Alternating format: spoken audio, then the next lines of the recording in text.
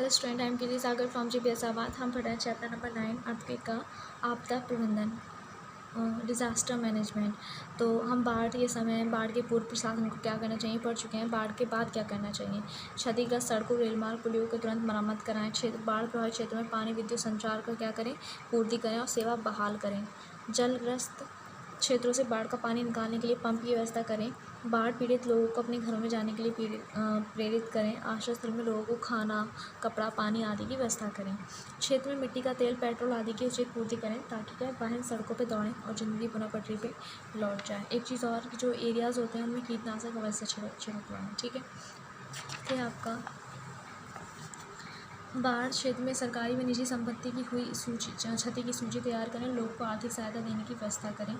मकानों की आवश्यक मरम्मत के लिए सरकारी कोटे से सीमेंट तथा अन्य भवन सामग्री की पूर्ति की व्यवस्था करें। बाढ़ शमन, फ्लड मिटिगेशन क्या होता है। इसके लिए दो प्रकार से उपाय किए जाते हैं, स्ट्रक्चरल और अभौतिक। भौतिक उपाय किसी विशेष क्षेत्र से बाढ़ को दूर रखने के लिए निम्न उपाय किए जा सकते हैं। बाढ़ के पानी की दिशा पलटकर इसके लिए बाढ़ निकासी नाला खोदा जा सकता है। पर्याप्त तटबंध बनाने चाहिए ऊंचे। ठीक है, दीवार बनाकर तब बालू हुए स्टैंड फिलिंग बैग की पर्याप्त ऊंची रोक खड़ी करनी चाहिए। नदी के आर पार डैम अथवा प्रति प्रवाह में कृत्रिम झील में अतिरिक्त पानी रोककर नदी नालों को गहरा खोदकर ताकि बाढ़ का पानी इनसे बाहर ना निकले। बाढ़ क्षेत्र में तालाब खोदकर क्षेत्र की जल निकासी व्यवस्था में सुधार करके ऊंचे क्षेत्रों में जहाँ बाढ़ आती है जंगली घास, पेड़ पौधे, वनस्पति लगाकर मकानों की कुर्सी को उच्चतम बाढ़ तल से ऊपर रखकर बाढ़ क्षेत्र में सभी निर्माण कार्यों पर रोक लगाकर। फिर आता है अभौतिक उपाय में क्या क्या कर सकते हैं।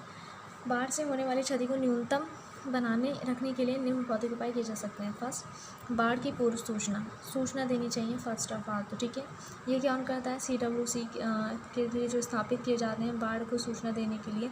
ठीक है, वो फिर आता है आपका नदियों के जलभूमिहीन क्षेत्रों में वर्षा मापन स्टेशन बना रखे हैं। ये भी CWC ने कर रखा है, बाढ़ के चित्रों के रूप में अभिलेखित करके।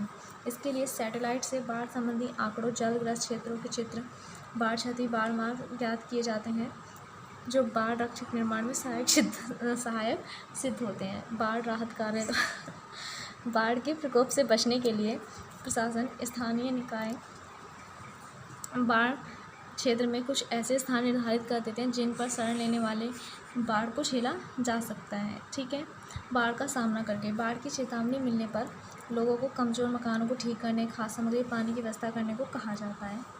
फिर है फ्लड इंश्योरेंस कराकर। ठीक है, तो फिर आता है हमारा नेक्स्ट, फसलों का बीमा भी कराना चाहिए क्योंकि बाढ़ से फसल भी पूरी डिस्ट्रॉय हो जाती है। सूखे की मार, ठीक है, नो वाटर नो लाइफ। अभी UNFPA मतलब United nation population fund agency ने एक रिपोर्ट जारी की है। ठीक है, उसमें क्या है, नहीं, वो यूनाइटेड नेशन फंड पॉपुलेशन वाला नहीं है। यूनाइटेड नेशन ने क्या है, एक पानी के लिए क्या क्या है, उन्होंने एक रिपोर्ट की है। तो उनके अकॉर्डिंग क्या है कि जो 17 सबसे जलग्रस्त क्षेत्र मतलब 17 सबसे जल संकट से घिरे हुए देश हैं उनमें इंडिया का स्थान 13वां है। मतलब हम बहुत ही बड़े जल संकट से जूझ रहे हैं। ठीक है, तो इसीलिए कहते हैं नो वाटर नो लाइफ, तो सेव वाटर ऑल्सो। फायदा आपका, जब क्षेत्र में सामान्य वर्षा की 75% तक कमी हो जाती है, सूखा पड़ने लगता है, तो क्या होता है, फसल के मौसम में लगातार 4 सप्ताहों तक औसत वर्षा की आधी वर्षा अथवा 50 mm प्रति सप्ताह से भी कम वर्षा होती है तो यह कृषि सूखा माना जाता है। ठीक है, आपको पता है महाराष्ट्र का मराठवाड़ा क्षेत्र है वो उस टाइम बंजर होने की कगार पर है। इसका जो रीज़न है वो हम यहीं पे पढ़ेंगे।